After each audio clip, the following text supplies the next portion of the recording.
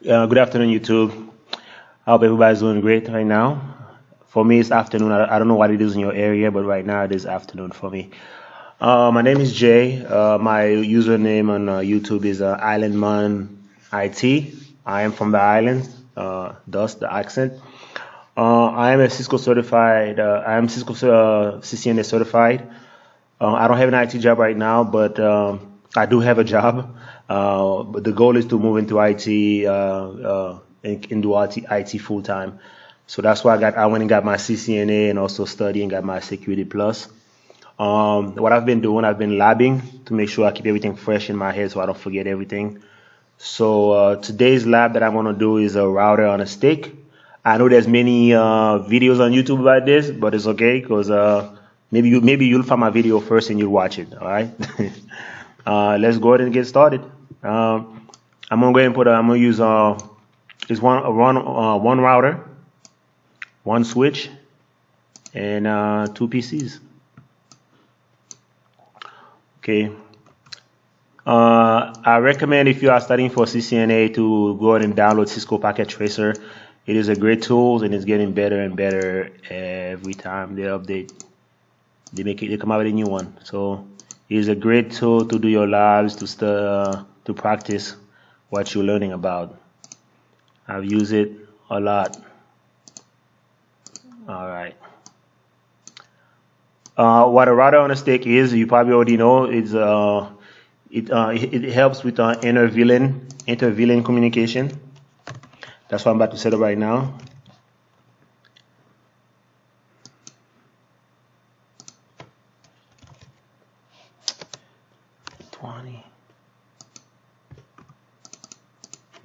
VLAN 10, okay. As you already know, if you are on a different VLAN, you cannot communicate with another VLAN. That's why they create a VLAN to separate different section of your company and different roles and stuff like that. Because if you admin, you might be on a different VLAN than a regular user. So that's why a VLAN is created. But if you got two VLAN that you want to communicate, you can do an inter-VLAN communication setup on your router, which is what I'm going to do right now. First thing I'm going to do, I'm going to go ahead and log into the router and go ahead and start my configuration. I like to set up a DHCP. I could go into each PC and put an individual IP address static, but I like to create a DHCP server for each my VLAN so they can get their own IP address automatically. So I guess you're going to learn how to do DHCP server installation as well. Okay. First thing first, I'm on my first enable. Go to the configuration, configure terminal. Okay, so what we're gonna do here, we're gonna go ahead and set up our DHCP server. So IP DHCP pool. Now give your network a name. I'm gonna call it net 10 just for now. For you, just for the lab purpose. No, now you got into a network. I like to use a class C address. Don't ask me why.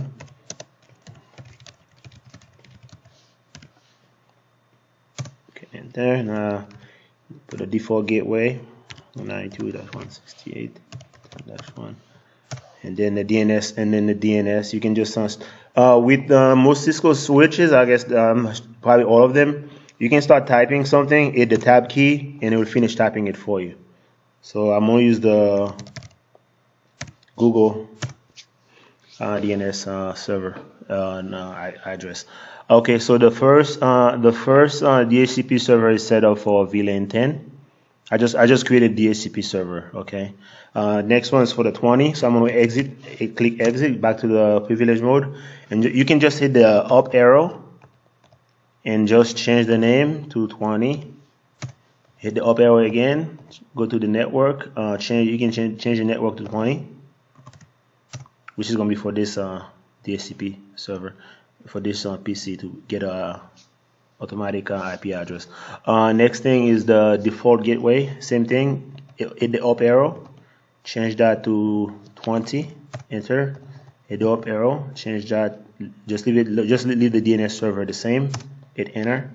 Okay, now You can go ahead and I would say save. If you're in the configuration, if you're in the privilege mode or any kind of configuration mode, you need to go ahead and put a do. Even if you're trying to ping an IP address, if you're here in that part of the switch, you have to put do first in front, or it's not gonna work. So if I do WR enter, it's not gonna work because I didn't put do in front of it. So I gotta put do WR. So all that does is copy your running config, your startup config. So next time you load your router, the configuration is still in there. So that's just pretty much saving your configuration. I like to save every now and then just to make sure that I don't forget, because I've done it before and forget to save it, and then I go back and the configuration is gone. We got two DHCP servers set up, one for here, one for VLAN 10 and VLAN 20. So next thing we're gonna do right now, we're gonna do the main thing, which is the doing the sub interface and set up do an encapsulation.1q so we can do inter-VLAN routing. So the command is interface f0/0.10. You can pick any number you want, but I'm picking 10 so that can remind me of VLAN 10. Enter. So see where it said now you are in sub interface. Yes, okay. So next command is encapsulation. A DO, press tab, it will finish for you. This number right here is important. That's gonna be your VLAN number. This one is mandatory that you use the same VLAN number for your VLAN. Okay. Now you have to set up an IP address, and the IP address we are using is the default gateway IP address from the DHCP server we set up earlier. Okay, but except here also you got to enter the subnet mask for this default gateway. Enter. What I do wrong? Oh, sorry, it's 0. Okay. Okay, that's good to go. We can exit out of here. Press the up arrow. There you go. Make this 20 for the next. We're going to do the next VLAN. Okay, sub interface encapsulation. .1q, a tab key 20. That's important for VLAN 20. Enter. Now put an IP address. Same thing. IP address is going to be the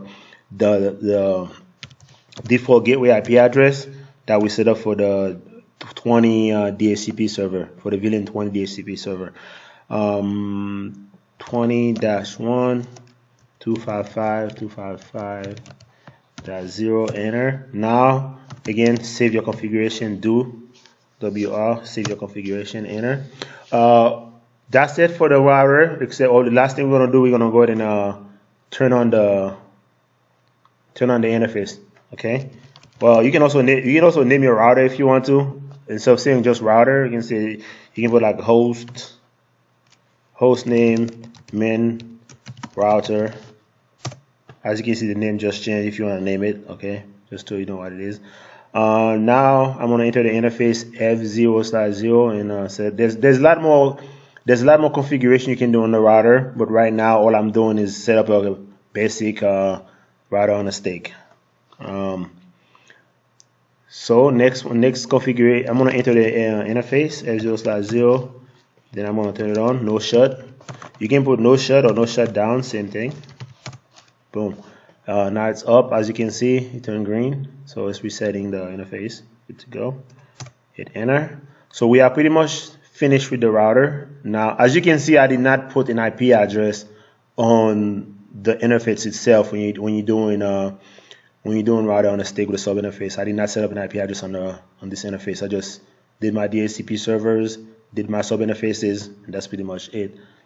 And then I'm done with the router. So now I am going to the switch. Okay. For the switch, I'm gonna go ahead and assign each interface to the appropriate VLAN. So then any pieces connected to that interface will be on that VLAN. So enable, configure terminal. Okay, so I'm gonna enter the interface F01. Switch port. So you can type switch port mode access like that, or you can just type SW mode access. Same thing. Okay, and now you're gonna put on the VLAN switch port access VLAN 10, because that's gonna be VLAN 10. You're gonna the interface should go off and come back on again. As you can see, it turned orange, so it's resetting it, putting it on the right proper VLAN. Okay, pretty much you're done with this one. So now you're going to the F02. So interface F0/2, and same thing. You can hit the up arrow, switch port mode access, VLAN 20.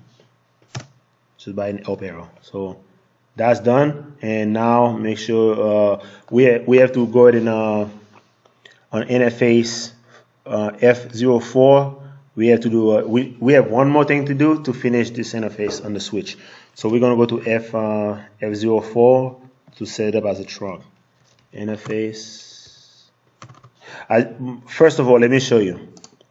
If I click on this computer right now, if I go to the DHCP, so if I go to the DHCP, it sees my IP address. See, 169. That's IP address, because right now it is not picking up an IP address automatically from the DHCP server.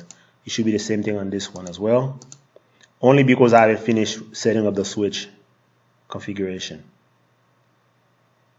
Okay, the last thing I'm going to do on the switch right now should get it to work, everything to work properly, or will, I should say. All right, am I on the interface F04 yet? Let me see, interface F0/4. Okay, now I'm on there. So what I'm gonna do here, I'm gonna do a switch port mode trunk. Then I'm gonna do a switch port trunk allowed VLAN 1 to, I'll say 1 to 40, just for lab purposes, and then save. And that's it for this is the way you set up a router on a stick.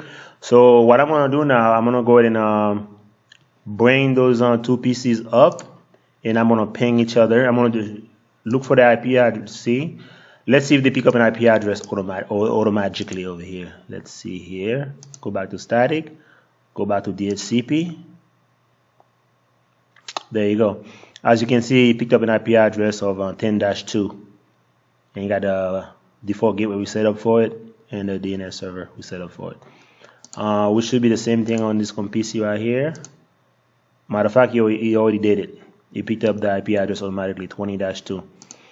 There's one more thing you can do on the router. If you wanna reserve some IP address that not really reserve, but if you wanna make sure that the DHCP server is not gonna give out an IP address to somebody, like let's say you got, for instance, a printer's IP address. That one has to be static. You cannot be changing, and printer cannot be asking for DHCP IP address all the time, because that's not good. So what you can do is you can exclude those IP addresses from the DHCP server. So DHCP server exclude. You can exclude those IP address. Put IP address like the default gateway. You can put that on there as well. Do it for the 20. Okay. You can exclude those IP addresses. So which means that whenever the DHCP server is giving an IP address, it's gonna skip those IP addresses and give them from the 2. Like for instance, you can see that this PC was .2 and this was .2 as well. They will not give out the .1. Okay, so we are done with this. We are going to try to ping the PCs and to see if they work properly. Click on this. Okay. Now we're going to do IP config to check out the IP address. Okay, you see this one is .2, 10-2, and 20-2. So now we're gonna ping. We're gonna have them ping each other. Ping -T for continuous ping.